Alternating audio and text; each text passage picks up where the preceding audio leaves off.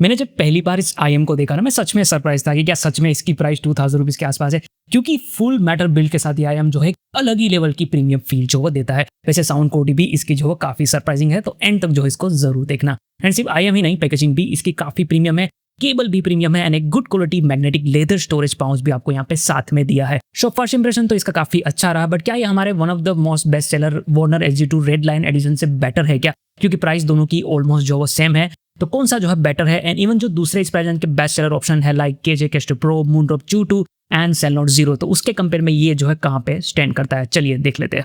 So first variant की अगर हम बात करें तो 4 ऑप्शन आपको इसके अंदर मिल जाते हैं, 3.5mm with mic, without mic and type C with mic and without mic. Type C ज्यादा लोग खरीदेंगे, मैंने 3.5mm खरीदा क्योंकि मैं एक्सटर्नल डेक इसके साथ यूज करने वाला हूँ। एंड 3 कलर के ऑप्शन मिल जाते हैं, silver, purple and dark grey. कोई भी आप खरीद सकते हो, बट मेटल बिल है तो ग्रे एंड सिल्वर जो है बहुत अच्छा इसमें लगता है। बिल क्वालिटी इसका फर्स्ट एडवांटेज है, full metal zinc alloy shell है। आई थिंक इस पूरी प्राइस रेंज में यही एक आईएम है जिसमें हमें फुल मेटल बिल मिलता है। बाकी red edition, Cellnote Zero, Kestrel Pro सारे प्लास्टिक सेल के साथ ही जो है वो आते हैं। तो यस, इसका लुक एंड बिल्ड सच में इस प्राइस रेंज में जो है वो बेस्ट है। वैसे ये मेटल है बट बहुत ज्यादा जो है ये बल्कि बिल्कुल भी नहीं है। इवन Kestrel Pro की तरह इसकी साइज भी काफी बड़ी नहीं है। फिर भी मैंने 2-3 लोगों के रिव्यूज देखे थे रेडिट पे, कंफर्ट को लेके उनको प्रॉब्लम थी, बट मुझे कंफर्ट को लेकर एज सच है इसमें कोई प्रॉब्लम नहीं लगी। But of course metal bill है तो प्लास्टिक सेल के कंपेयर में थोड़ा सा वेट तो इसका रहेगा ही, ज्यादा नहीं है बट है। बट लॉन्गर यूज में प्लास्टिक सेल की तरह उतना ज्यादा कंफर्ट आपको इसमें डेफिनेटली नहीं मिलेगा। तो मेरे हिसाब से बेस्ट कंफर्ट तो हम इसे नहीं कह सकते, बट डिसेंट जरूर जो वो कह सकते हैं। मोस्ट ऑफ द यूजर को मुझे नहीं लगता कि कोई प्रॉब्लम या शिकायत होगी कंफर्ट को लेके, बट अगर आप सेंसिटिव हो ज्यादा कंफर्ट को लेके तो फिर आपको थोड़ी शिकायत जो इससे हो सकती है। बट बाद में बेच देना पड़े कंफर्ट को ध्यान में रख के, मुझे नहीं लगता कि उतनी ज्यादा आपको चिंता करने की इसमें जरूरत पड़ेगी। एंड ये शायद मैं आपको बताना भूल जाता कि नॉइस आइसोलेशन इसका जो है वो काफी अच्छा है। इसके सेल की डिजाइन ही वैसी है, तो बाहर का बहुत कम वॉइस जो अंदर सुनाई देता है। And now check this cable, ये भी काफी प्रीमियम है, सिर्फ दिखने में ही नहीं बिल्ड वाइज भी ये काफी प्रीमियम है। 0.78mm 2 डिटेचेबल केबल है, 156 स्ट्रैंड सिल्वर प्लेटेड केबल है। ऐसा सिमिलर केबल मैंने 1-2 आईएम में देखा इस प्राइस में, बट बिल्ड क्वालिटी डेफिनेटली इसकी काफी अपर साइड में है। टिंगल फ्री तो नहीं कह सकते, बट बिल्ड अच्छी है तो टूटेगा बिल्कुल भी नहीं। गोल्ड प्लेटेड जैक भी यहाँ पे दिया, एंड जो राइट साइड में है वहाँ पे रिमोट कंट्रोल है फुल साइज में, प्ले पोज के साथ आपको वॉल्यूम अप एंड डाउन का ऑप्शन भी इसमें मिल जाता है। एंड माइक्रोफोन भी वहीं पे आपको मिलता है। क्वालिटी अच्छी है, वैसे तो डेमो की मुझे लगता कि जरूरत है, पर चलिए दे ही देता हूँ। तो माइक्रोफोन इसका वैसा ही है जैसा कि ज्यादातर आईएम या फिर वायर्ड ईयरफोन में होता है। क्वालिटी अच्छी है, तो डे टू डे यूज में कॉल या फिर डिस्कॉर्ड चैटिंग में आपको कोई प्रॉब्लम जो है वो नहीं आएगी। अब बात करते हैं इसकी साउंड क्वालिटी की। तो सबसे पहले हम स्पेसिफिकेशन की बात करें तो 10mm dual magnet dynamic driver है इसके अंदर विद LCP डायफ्राम। LCP मतलब लिक्विड क्रिस्टल पॉलीमर। अगर सिंपल वे में मैं बोलूँ तो ये मटेरियल जो है वो साउंड को फास्ट और क्लीन बनाता है। मतलब बेस और ट्रबल की जो ट्रांजिशंस होती है, जो अटैक्स होते हैं ऑडियो में, वो ज्यादा एक्यूरेट होते हैं। ओवरऑल ऑडियो में जो है डिस्टॉर्शन भी काफी कम हो जाता है। तो ओवरऑल देखा जाए तो ये ड्राइवर इस प्राइस में डेफिनेटली जो है एक प्रीमियम फीचर है। अब कंपेयर टू जो दूसरे बेस्ट सेलर है इस प्राइस में, उसके कंपेयर में हमें इस ड्राइवर से इसमें क्या एडवांटेज मिलता है वो तो हम जो वो देख ही लेंगे। बट ट्यूनिंग की अगर हम बात करें तो हारमन स्टाइल V-शेप ट्यूनिंग है इसकी। मतलब बेस और ट्रबल दोनों जो है थोड़ा सा यहाँ पे लिफ्टेड है, मिड्स थोड़ा सा पीछे रहता है, जैसा कि ज्यादातर V-शेप ट्यूनिंग वाले जो आईएम्स में होता है। बट एक चीज है कि जो फिनिक्स को इस प्राइस के बाकी V-शेप से अलग बनाती है वो ये कि मिड पीछे है नो डाउट, बट इसमें बहुत ज्यादा पीछे नहीं है। मिड की अच्छी खासी प्रेजेंस जो आपको सुनाई देती है, जो मैंने बहुत कम V-शेप ट्यूनिंग वाले आईएम में देखा है। एंड यही रीजन है कि इस आईएम को इस प्राइस में एक अलग अपना जो है वो स्टैंड या फिर अलग पहचान जो है वो मिलेगी। और एक चीज मैंने इसमें नोटिस की है जो शायद इसको खरीदने का एक बहुत बड़ा रीजन भी बनेगा, कि मैंने इसको जब नॉर्मल विदाउट डेक फोन में जब ट्राई किया मैंने विदाउट डेक, वहाँ पे नॉर्मल V-शेप आईएम जैसा ही साउंड मुझे लगा, कुछ बहुत ज्यादा हटके या फिर अलग जो है नहीं फील हुआ। बट जब मैंने इसको डेक के साथ ट्राई किया, वही नॉर्मल बजट USB डेक की मैं बात कर रहा हूँ, तो पूरा साउंड जो है चेंज हो गया। बेस काफी टाइट हो गया, मिड थोड़े फ्रंट में वेट के साथ जो है फील होने लगे। ट्रबल जो पहले थोड़ा सा मुझे ब्राइट लग रहा था वो प्लेजेंट जो है वो लगने लगा। जनरली डेक के साथ जो है फर्क आता है, हर आईएम में आता है, बट इस प्राइस में इस आईएम में मुझे डिफरेंस जो है थोड़ा सा ज्यादा फील हुआ।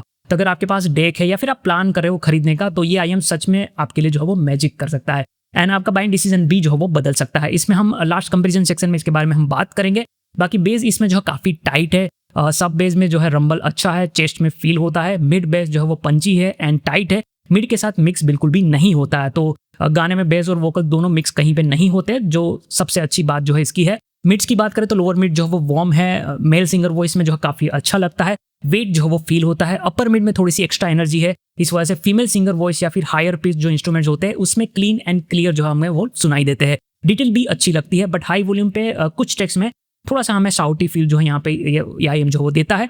बट ये सारे हारमन ट्यून आईएम के लिए जो है वो नॉर्मल है and don't worry, easily notice नहीं होता है। हाँ, अगर आप ऑडियो पाइल हो और सेंसिटिव एयर है आपके तो आप अलग बात है, आपको फ़र्क पता चल जाएगा। बाकी वैसे ज़्यादा लोगों को जो है वो पता भी नहीं चलेगा। ट्रबल इसमें काफ़ी अच्छा है, ट्रबल इसमें एक्सटेंडेड है, एरी है, सिंबल्स, हाई हेड, स्ट्रिंग्स, इन सब में एक अच्छा शाइन जो हमें वो मिलता है। डिटेल एंड क्लियरिटी भी इसकी अच्छी है।